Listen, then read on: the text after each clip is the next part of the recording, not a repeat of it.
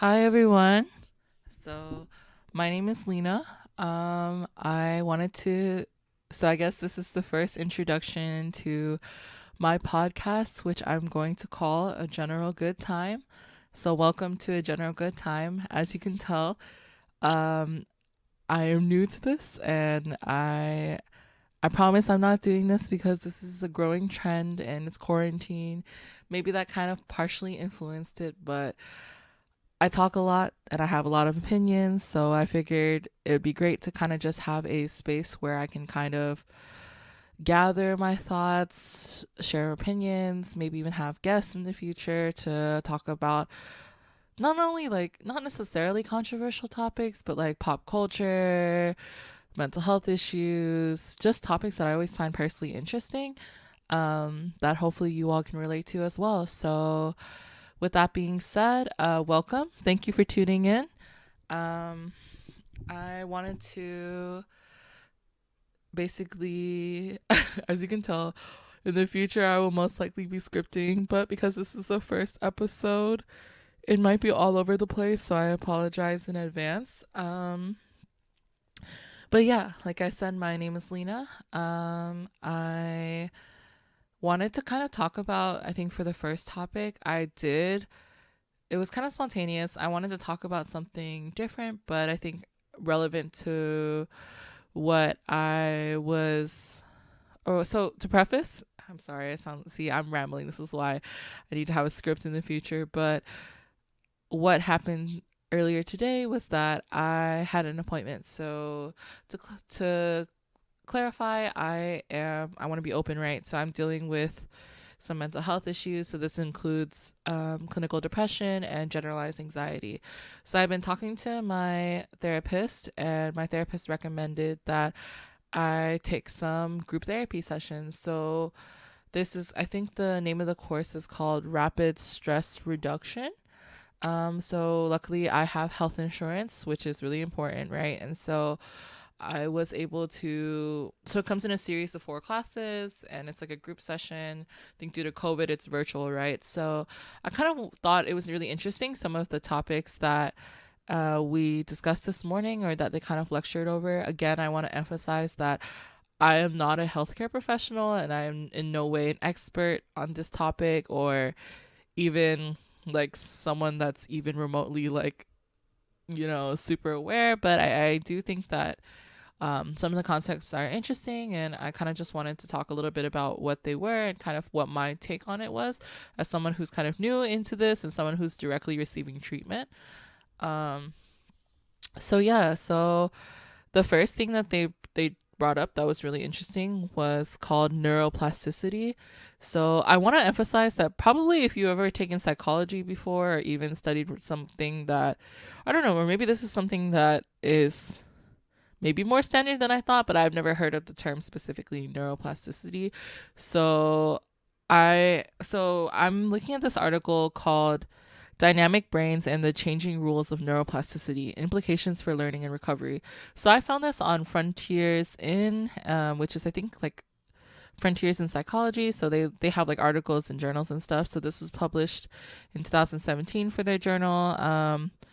And so they define neuroplasticity as neuroplasticity can be viewed as a general umbrella term that refers to the brain's ability to modify, change, and adapt both structure and function throughout life and in response to experience. So, what they kind of explained in the presentation when I was there in the morning was that basically your brain can adapt and change over time. So not only is your brain kind of responding to what you're going through in life, like there's a chemical response, right, to that, and then there's also like how you would react in certain situations. And what makes that really interesting is that it means that just kind of like how a person changes throughout life, right? Your brain is not static. Like there isn't only one way to respond to things, and how it's a lot more flexible. So obviously, like, I'm not a psych major or someone who studies this extensively, but just the basic understanding of this is that, let's say back then, right, in the past, um, you know, something our brain could be if we had a negative thought, right? How they kind of explain us that if you have a negative thought in the past, right, that could equate to something that could be life or death situation, right? And especially since back then, there weren't as many resources, or maybe, I'm referring to like when we were cavemen, maybe, something, if our brain kind of alerts us of something negative, right, that could, or a negative thought or a negative kind of thing, that could be associated with life or death, right? Because I think, the stakes maybe were a lot more high, I guess, back then. So, versus I think in today's context, if one were to come across a negative thought, the feelings of stress and the feelings of, adrenaline and cortisol, that all the stuff that's going to be released is similar, but it's not necessarily, and this is obviously not to minimize, right, but it's not always a life or death situation, right? It's not always going to equate to that sometimes too. And I thought that was kind of interesting because they were emphasizing that the feeling is the same, but just like how in neuroplasticity, right, this is there's evidence and there's research that your brain will respond differently, can change, right, and can respond differently over time. It basically, it basically can allow for not only like healing, recovery, better ways to deal with stress, and maybe even mental anguish. Like, it shows that there are ways to potentially reverse some of the damage or psychological damage, or some of the ways that our brains are wired to quote unquote deal with certain traumatic events. And I thought that was really interesting. Obviously, like I said, right, take what I say with a grain of salt. I highly recommend doing your own personal research, because this is, while I'm kind of oversimplifying some of the concepts, I do think that the general idea is that with anything, right, there is like evidence that if we work towards kind of changing not only our mindset, but doing it through behaviors and actions, that our brain will respond similarly. And I think another thing that they brought up that was really interesting was this idea of thought distortions. So again, I want to emphasize that this is me speaking from a very much amateur perspective, someone who's kind of learning about it and growing about it, but I also thought it was kind of interesting. So to simplify, basically, it's essentially like, I think oftentimes, and this is speaking from personal experience, as someone who overthinks, right? And I think a lot of people can relate, right? Someone who, I have a ton of thoughts all the time. I tend to overthink. I tend to get paranoid. I tend to worry a lot, right? And so sometimes it's hard for me to separate those thoughts from reality. And it's not to say that I'm not aware of like what's real and what's not. It's just more so of almost like a self-fulfilling prophecy almost. And what I mean by that is that, if I tend to think negative thoughts, it's hard for me to separate that from the reality of the situation or my negative feelings. I think of it like, if I were to say that, oh, I'm, incapable of doing this, or I'm incapable of doing that, and right, kind of getting stuck in that loop, then I myself, sometimes if I'm stuck in those negative feelings, then I'm unable to separate that from the reality of the situation, right? Almost as though, like, let's say, right, as someone who's struggling with depression, it's very common for me, right, where I can't get out of bed. It's not necessarily that I'm unable to physically get out of bed. It's just that the urge in my brain is to stay in bed. I don't want to go to class. I sometimes don't even want to do anything for the rest of the day, because I can feel very discouraged, and it's very easy to get trapped in that kind of cycle. And I think what was interesting about the idea of like thought distortion, or even separating thoughts between like either fact or thoughts, right? It's like separately, right? So our thoughts are not fact, right? Thoughts are just thoughts, right? And they can become fact, but it's a little different, right? Because I think a lot of us struggle with um not only that, like confirmation bias, right? And so what confirmation bias means, right? And what I'm referring to is our natural inkling of maybe wanting to be right, and that associating with sometimes negative feelings, right? And so when I'm talking about like feeling bad, or saying that, oh, I can't do it, or I don't want to go, that kind of stuff. And then, or let's say in the past we weren't able to do something, right? We were like, let's say that, in the past we were struggling with, or let me say for me, let me think of an example.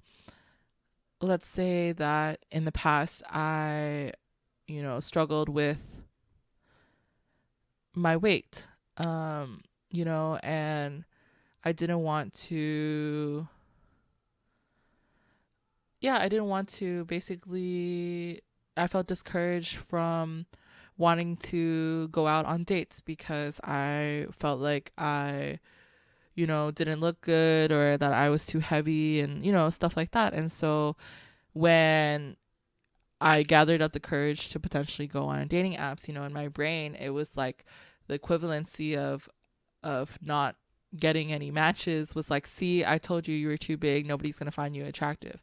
Right. And obviously that's not necessarily the case. Right. But it's, see, I'm going on a tangent. This is why I think it's important to have, everything structured. But anyways, like I'm saying, basically what I'm trying to say is that it's oftentimes it's normal, and sometimes it's hard to separate our thoughts from fact or reality. We have to recognize that oftentimes they're just opinion, they're just thoughts. They are not reality. They're not the absolute truth. And sometimes they're not even like, they're not even remotely relevant to what's going on. They're just thoughts, right? And so sometimes what it's helpful is to detach, and to disassociate ourselves from these negative thoughts, and to potentially kind of move our thought process into something that's more positive, or something that's more open.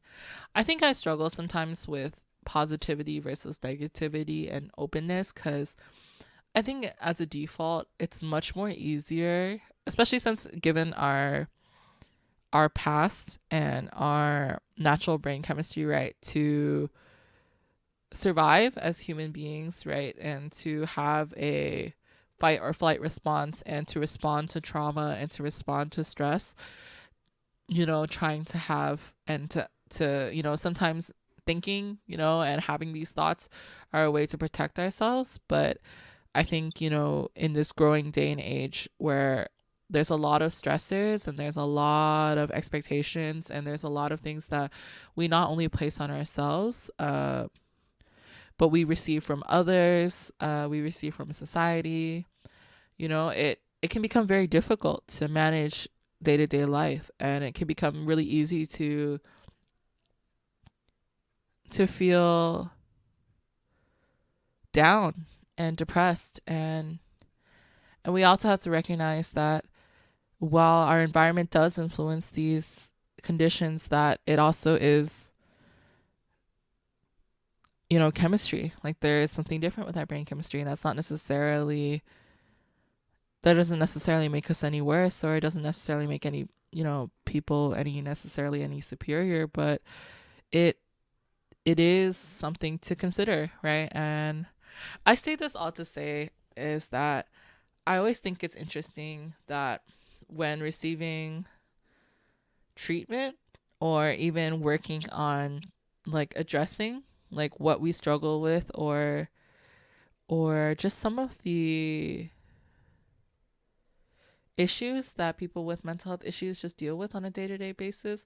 And I'm sorry, I don't want to generalize, but I guess what I'm saying for specifically people who deal with depression, anxiety, and I'm talking again from a very personal standpoint, but I know universally that it can be very isolating, you know, it can be very embarrassing, shameful almost, to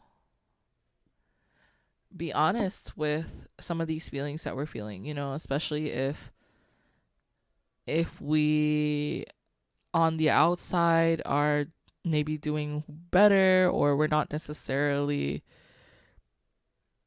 outwardly struggling, if that makes sense. You know, I can speak from personal experience, you know, as someone who wants to always work on personal growth and to do better. And I think, like most, right, want to be successful, and what does success look like, right?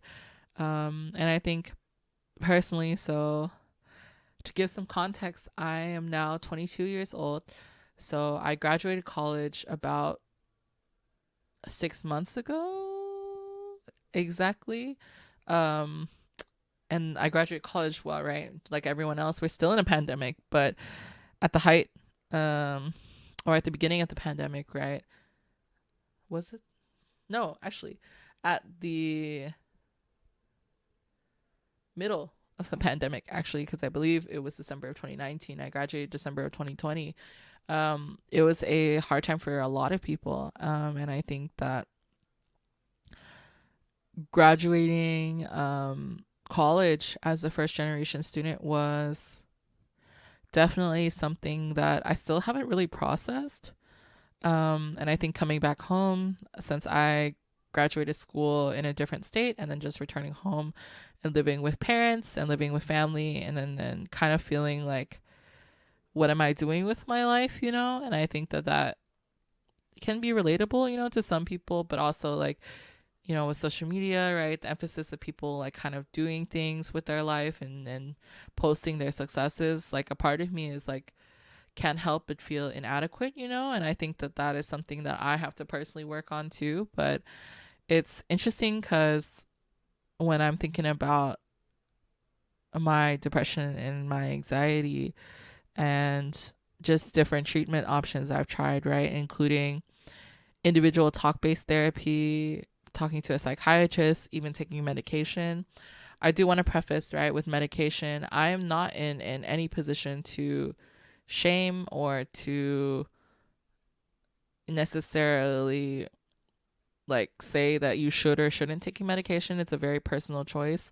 I will say for a long time for myself, I was very skeptical of medication, only because, you know, the big pharma industry, which maybe I'll talk a little bit more about we should have a conspiracy theory episode, but my own feelings towards that. But I think that there is a tendency to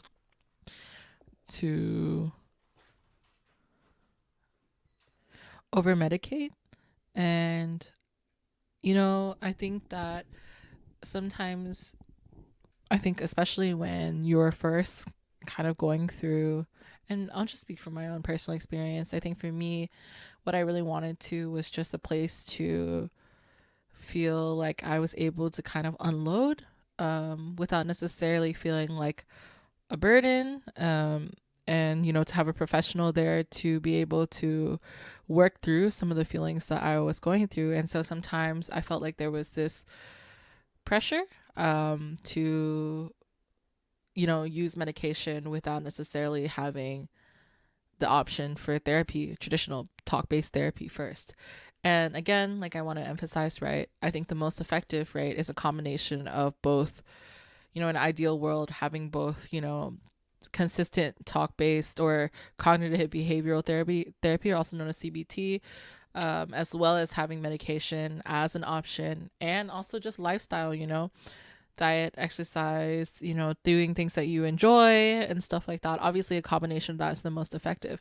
I remember when I first was diagnosed with depression and anxiety,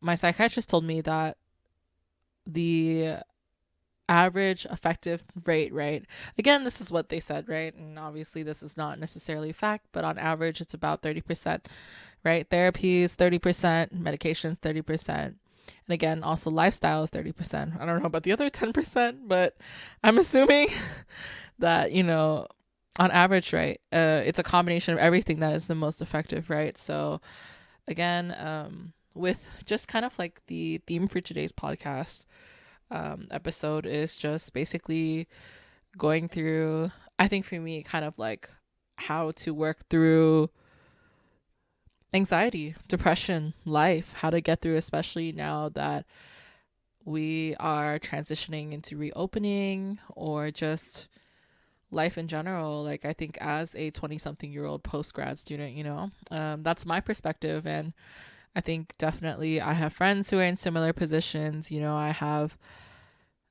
my younger sister who's only about 2 years younger than me, also going to be navigating post grad life soon. She's already she's going into her last year at college. And so obviously I would think that she and I would have a different trajectory, but it looks like I'm kind of, in the space where I'm in the middle of transition, and, it can be kind of scary. And I think that, talking about different and healthier ways in terms of just thoughts, and recognizing that, again, thoughts are just thoughts, and also recognizing that it's like I can have a different thinking pattern, and how that can actually really greatly impact my mood, my way of life even, and how I navigate the world. It's kind of hopeful. I think for me, like, it is really nice to be able to know that there is a way to get through everything without feeling so overwhelmed sometimes. And I've also just, I think, in this process realized like how scary it is. Not only scary, but I guess it's like a mixture of feelings, right? But I think sometimes initially, right, it's so scary to be alone with your thoughts, or I'm still kind of navigating what it is like to sit with my feelings. I say this, right? I guess I'm more so trying to speak it into existence, but I think, sitting with my thoughts, and sitting with maybe some feelings, I'm not used to that. I think I still have the tendency to avoid anything that seems remotely uncomfortable or remotely unhappy.